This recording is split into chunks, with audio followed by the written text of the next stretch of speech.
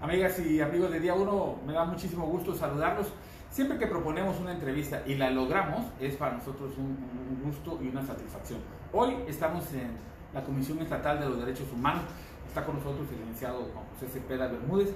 Bueno, antes se llamaba Ombudsman, hoy se llama Ombudsperson, ¿no? Sí. Bueno, muchas gracias por la oportunidad de la entrevista, maestro. Gracias a ti. Realmente lo aprecio mucho, Daniela, sabes, de reconocimiento personal gracias, sí. e institucional a tu trabajo, lo agradecemos mucho. Y efectivamente, no solo en términos de la figura del ombudsperson o del ombudsman, existe esta medida afirmativa. En la lucha por erradicar la violencia contra la mujer, ¿sí? Se han tenido diferentes acciones afirmativas que nos permiten visibilizar la presencia igualitaria de la mujer en la vida de la sociedad. Y podría yo decirte que la palabra ombudsman no tiene su origen en Estados Unidos o en el inglés para que pudiera pensarse en que es el hombre defensor de los derechos humanos. No, eso tiene un origen escandinavo y fue acuñada la palabra como una sola palabra: ombudsman, el defensor del pueblo. Defensor del pueblo, sí. Así fue acuñada. Sin embargo, al tener el sufijo, la terminación man, se consideró que podía estar visibilizando a la persona como hombre por man. Entonces, en México se ha utilizado ya de manera generalizada ombudsperson. Y te comparto que afortunadamente cada vez más en los organismos públicos de derechos humanos tenemos la participación de las mujeres, no solo como titulares de los organismos, sino que en el caso específico de la Comisión de Chiapas, el 70% del personal, 69 y fracción, sí, son mujeres. Desde que llegamos encontramos una importante participación de las mujeres y hemos tomado la decisión que en igualdad de circunstancias, ¿sí?, se den los espacios a las nuevas profesionistas y ya creemos que hemos llegado a un equilibrio que permite la participación de las mujeres de manera mayoritaria aquí. Hoy es un día histórico y si quiere puede quedarse así para que la gente vea con quién habla mientras yo me quedo así y cuidamos la sana distancia. Maestro, hoy 19 de octubre, una fecha histórica para las mujeres en el tema del cáncer. Sí, efectivamente. Un proceso también largo. Efectivamente, el 19 de octubre se conmemora, pues yo traigo vengo con la camisa rosa y el listón. Y el listón rosa, para visibilizar la lucha en contra del cáncer de mama. En todo el mundo y especialmente en países como México, el número de personas que pierden la vida por el cáncer de mama es numeroso y en realidad se trata de una enfermedad que puede prevenirse. Existen los medios preventivos. Yo invitaría, y agradezco la pregunta, aprovecharía para invitar a todas las mujeres de Chiapas, de México, a todas las mujeres que nos escuchen, a que se hagan los estudios. Los estudios en las instituciones de salud públicas son gratuitos y existen las caravanas que van a los pueblos, llevan los equipos de mastografía, los mastógrafos, sí, para hacer la detección temprana del cáncer de mama y evitar la muerte por esta enfermedad. Ya se han detectado algunos casos de cáncer de mama en hombres, pero son mínimos. Es decir, el tema realmente es para erradicar el cáncer de mama en la mujer, que es donde tenemos más del 90 y tantos % de casos, y que desafortunadamente, ¿sí?, quienes fallecen es por la detección tardía. Cuando se da la detección temprana, se puede atender y ninguna mujer debería morir de cáncer de mama. La verdad, porque si el tratamiento existe, si se detecta a tiempo, es curable. Es curable, sí. Sí. Presidente, cambiando un poquito de tema, recientemente en el crucero Temó, allá por Chilón, en esa zona de Chiapas, se da un bloqueo y luego un desalojo de la Policía Municipal. Comisión Estatal de Derechos Humanos, ¿qué tiene al respecto? ¿Qué va a proceder? ¿En qué va ese caso? Bueno, desde el momento en que se dio el desalojo de parte de la Policía Municipal de Chilón, tuvimos conocimiento, y el visitador regional que está en Ocosingo, el licenciado Juan Carlos, que tiene muchos años ya en la comisión, él es conocedor de los temas, se acercó al lugar de los hechos. Las personas detenidas eran varias, pero dos de ellos, una persona de nombre César, otro José Luis, estaban liderando la manifestación, fueron detenidos, y uno de ellos presentaba golpes. Entonces pedimos que nos permitieran la revisión médica. Ya hoy están ellos en el AMATE, y hace una hora aproximadamente llegó al centro de readaptación número 14, que es el AMATE. Llegó el visitador nuestro que está en Cintalapa y que tiene oficina in situ, y él tiene una oficina también en el AMATE. Él va a entrevistarse nuevamente en unos minutos más con ellos, y ya debe haber solicitado los reportes médicos de ingreso. Cada persona que entra al centro de reclusión, ¿sí?, tiene que ser revisada por el médico. Entonces nosotros vamos a revisar ese reporte médico para ver si es coincidente con el que tuvimos el día sábado en Ocosingo. ¿Sí? Entonces, claro, eso tenemos que hacerlo hoy mismo, porque de haberse dado esta situación, la Fiscalía deberá iniciar una carpeta de investigación respecto a la actuación de los policías de Chilón. Bueno, en las imágenes sí se ve el choque, pues se da el jaloneo, ¿no?, de las manos, y se ve cómo lleva un par de policías a un grupo de personas, a una persona la lleva sometida. Sí. Pues. Ahí sin duda se han de haber roto los protocolos, creo yo.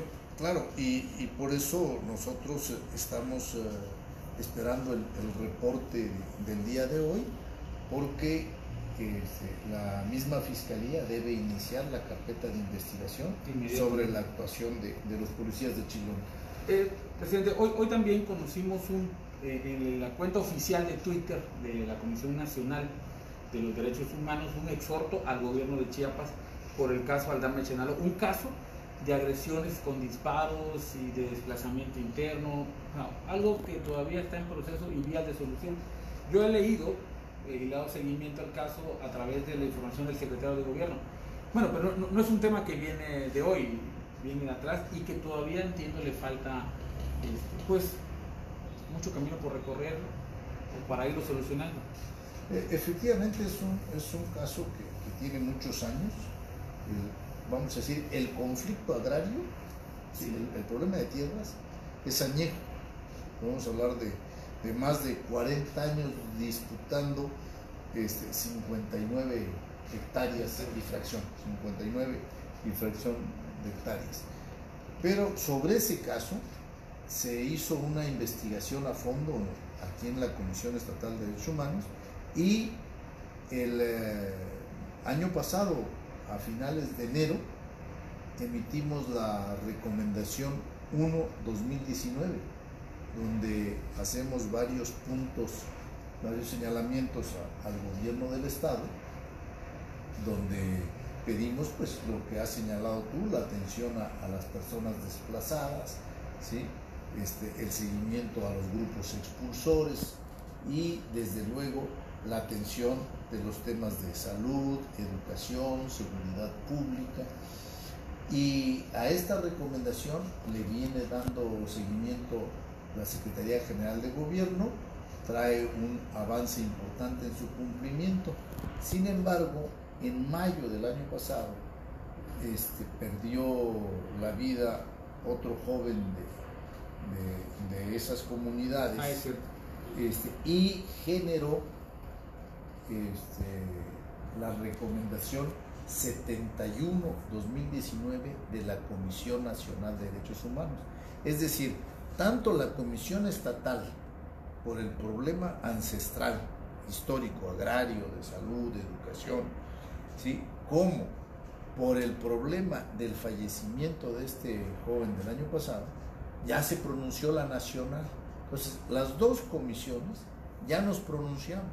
El gobierno del estado está atendiendo los puntos recomendatorios de estos dos pronunciamientos. Entonces, me extraña que el día de hoy se haga un exhorto sobre algo que ya fue recomendado por las dos instituciones y algo a lo que ya le viene dando seguimiento el gobierno del estado en las dos vías, en atención a la recomendación de la Comisión Estatal y en atención a la recomendación de la Comisión Nacional. ¿Sí?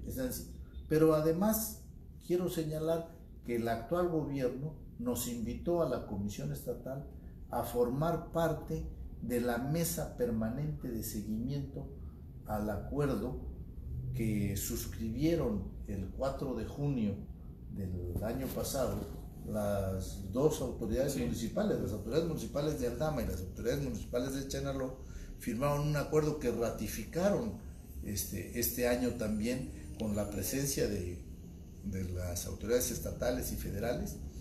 Los dos municipios suscribieron el acuerdo, ya lo ratificaron y le vienen dando seguimiento con reuniones periódicas, constantes. De hecho, el 2 de octubre se llevó a cabo la última asamblea en Chenaló, en la que asistieron las 134 comunidades que integran el municipio de Chenaló, para reconocer que las autoridades agrarias, la sentencia del Tribunal Agrario fue favorable a Aldama. Sin embargo, Aldama acepta que de las 59 hectáreas, 32 le queden a Aldama y 27 y fracción sean para Chenaló.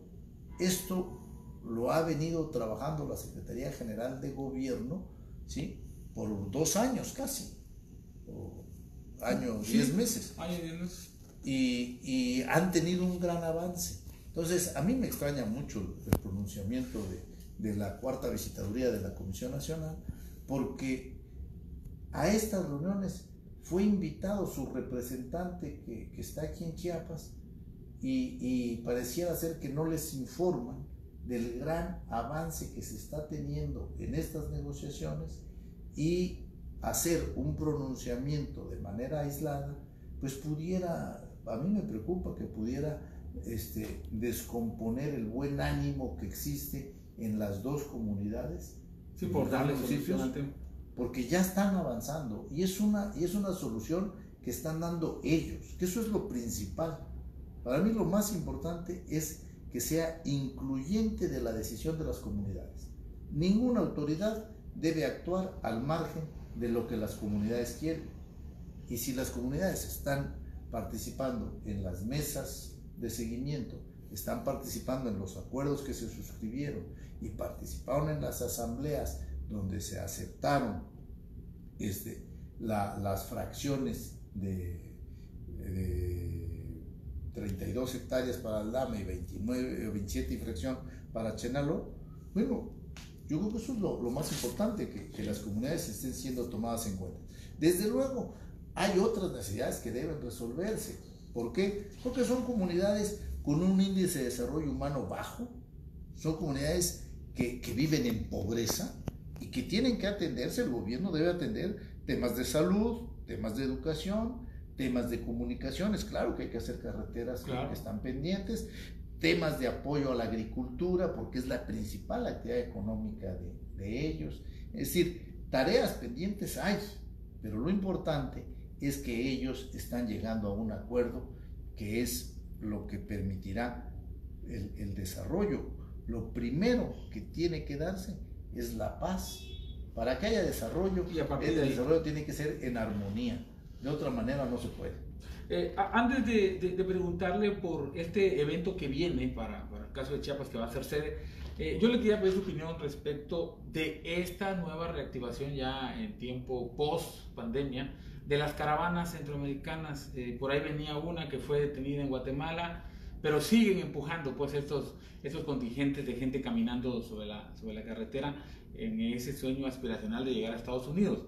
El acompañamiento de la Comisión, ¿qué hacemos en materia de derechos humanos ahí? Porque, bueno, María de Jesús Peters, una fotógrafa, se gana ese premio recientemente en Miami, precisamente porque en la estación migratoria del siglo XXI hay un haitiano, una haitiana con su bebé llorando porque se sienten encerrados. ¿Qué hacemos en ese contexto, presidente?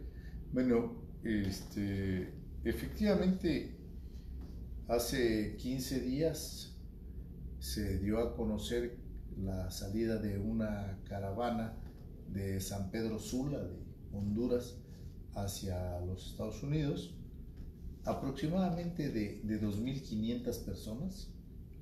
Fue lo que a mí me reportó el ombudsman de Honduras, don Roberto Herrera. Yo hablé personalmente con él.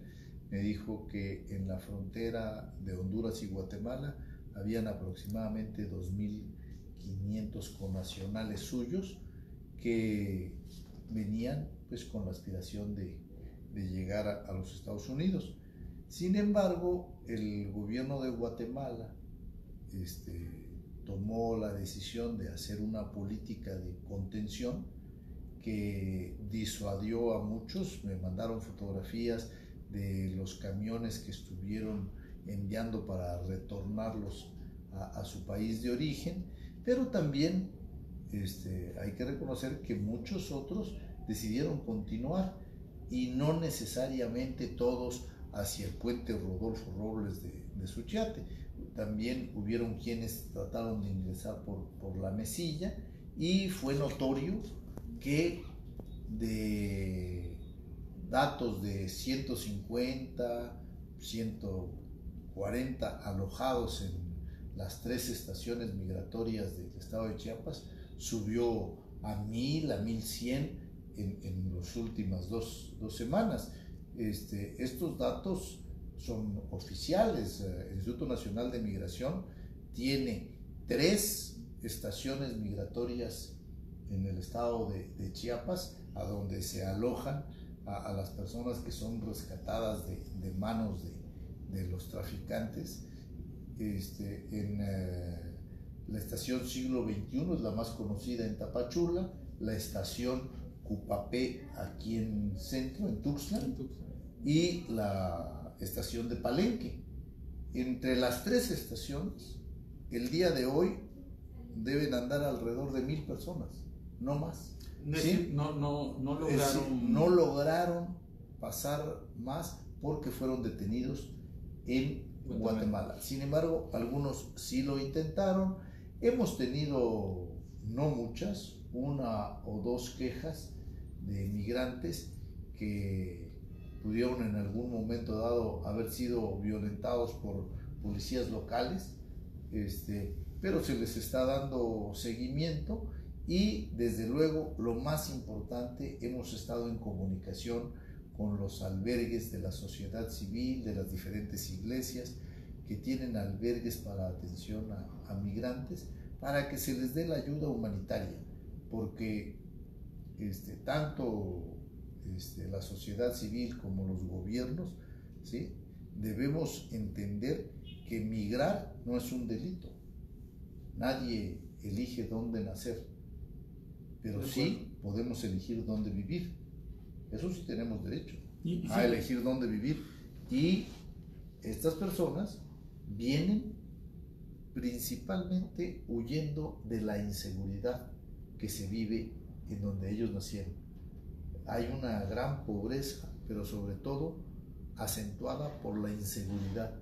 Entonces ellos vienen luchando por su vida, por mantener su vida. Entonces, lo menos que podemos hacer es generarles las condiciones de alimentación, de salud, de albergue, ¿sí? En condiciones humanas. Y eso tenemos que hacerlo todos, sociedad y los tres órdenes de gobierno. Gobierno federal, gobierno estatal, gobierno municipal, ¿sí? Deben abocarse a atender a estas personas en condiciones humanas. Los trámites de regularización en cuanto a sus documentos es completamente independiente. No interfiere la obligación que tenemos de darles protección y condiciones humanitarias, ayuda humanitaria, con el trámite que ellos tienen que hacer ante el Instituto Nacional de Migración para regularizar su estancia en México, o bien ante la Comar si es que ellos vienen en una condición de refugiados y solicitan que se les dé esa condición en México. Bueno, de estas oleadas vamos a seguir teniendo todavía muchas más. Sí, yo creo que estamos ya saliendo de la contención que la pandemia significó. Los números del COVID-19 en Chiapas son muy favorables. Somos de los estados que ya estamos en semáforo amarillo y en algunas actividades casi consideraría yo en semáforo verde, porque ya algunas instituciones pues están regresando a sus actividades normales, pero somos de los estados con menor índice de contagios, con menor índice de defunciones. Chiapas debe ser el estado con mayor disponibilidad hospitalaria para enfermedades respiratorias. Es decir, eso hace que los migrantes ya se animen a venir. Durante la parte más severa de la pandemia, pues sí, no estuvieron viniendo, no venían. Le digo que eran a lo mejor 150, 140 personas entre las tres estaciones migratorias. Sí, eso es un indicativo. Ahorita que usted menciona el tema de COVID-19, ¿tiene la Comisión Estatal de los Derechos Humanos alguna recomendación por los temas de salud, por la falta de atención? Bueno, son dos puntos diferentes. Primero, desde el mes de abril, nosotros enviamos a las diferentes autoridades nuestro pronunciamiento, nuestro exhorto para la atención de la pandemia. Lo enviamos tanto a las autoridades municipales en materia del establecimiento de filtros sanitarios y de todas las medidas que la Organización Mundial de la Salud recomienda, para que se aplicaran, porque es muy importante que se tenga en cuenta un principio básico. La pandemia no es pretexto para violentar los derechos humanos. No es razón para que se le violente el derecho a nadie. De acuerdo. Entonces, partiendo de ahí, sí a las medidas sanitarias por el derecho de la sociedad, ¿sí?, a la protección contra la pandemia. Entonces, se mandaron este exhorto a las autoridades municipales, a las autoridades estatales, de manera específica a la Secretaría de Salud y a la Secretaría de Educación. A la Secretaría de Educación se envió también un proyecto que contempla el regreso, ¿sí?, a la nueva normalidad, donde le damos 39 líneas de acción que sugerimos para cuidar el regreso de niñas, niños y adolescentes a las escuelas. Y quiero resaltar un comunicado que fue muy positivo. En el mes de abril enviamos a la Secretaría de Seguridad y Protección Ciudadana y al DIF el exhorto para cuidar a la Secretaría de Seguridad los centros de reclusión, los 16 cerezos del estado, sí, y al DIF para cuidar los temas de los albergues infantiles, albergues de adolescentes, albergues de adultos mayores que están a cargo del DIF, y Digo que tuvo resultados muy positivos porque no tenemos información de ningún caso de contagio en ninguno de los albergues del DIF, y de los casos en el caso de los 16 centros de reclusión del estado, solo en San Cristóbal se presentaron 8 casos que fueron confirmados como positivos, y los atendió inmediatamente la Secretaría de Salud. Las 8 personas han superado ya el contagio de COVID, y afortunadamente estamos sin novedad en centros de reclusión y en albergues del DIF. De acuerdo. Yo sí quisiera agradecerle, por supuesto, el hecho de que hayamos acordado esa entrevista y hayamos platicado de todos los temas que están pendientes. Pero Chiapas va a ser sede esta próxima semana de una reunión de organismos defensores de los derechos humanos. Bueno, cuénteme de eso, por favor. Iba a ser sede. Quiero decirte que Chiapas fue seleccionado por todos los organismos públicos de derechos humanos para que se llevara a cabo aquí en Tuxtla y San Cristóbal el 52 Congreso Nacional de Organismos Públicos de Derechos Humanos. Los organismos públicos de derechos humanos celebran 2 eventos, vamos a decir, conjuntos: su asamblea anual y el Congreso de Derechos Humanos. Entonces, están programados para este 21 y 22 de octubre, que iba a ser la asamblea aquí en Tuxtla y el Congreso en San Cristóbal.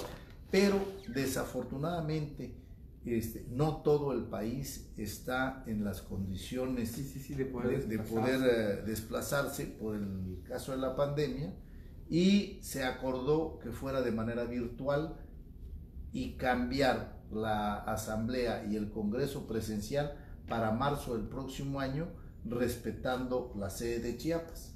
Entonces, el próximo año sí tendremos el evento presencial, pero ahora la invitación es a que nos sigan en la plataforma de la Comisión Estatal en Facebook Live el día miércoles 21, pasado mañana. Sí. Es la asamblea, y a partir de las 3 de la tarde tendremos 7 mesas de trabajo muy interesantes, en las que podrán ver la posición de los organismos públicos de derechos humanos en materia de los derechos de las niñas, niños y adolescentes, en materia de educación, en materia de salud, del respeto a los derechos de las mujeres, en materia de comunicación.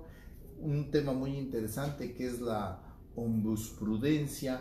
Eso es un término que leí precisamente en la invitación. Es un tema muy interesante, porque así como los órganos jurisdiccionales tienen la jurisprudencia, que es el pronunciamiento de la Suprema Corte de Justicia sobre casos concretos, los organismos públicos de derechos humanos tienen las recomendaciones, que son pronunciamientos específicos sobre la defensa no jurisdiccional de los derechos humanos.